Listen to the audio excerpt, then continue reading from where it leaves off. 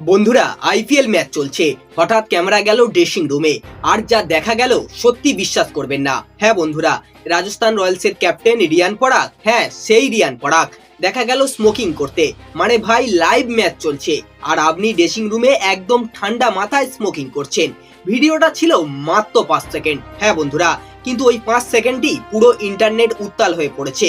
এখন ব্যাপারটা শুধু অভ্যাস বললে ভুল হবে, এখানে নিয়ম আর আইন দুটোই জড়িত।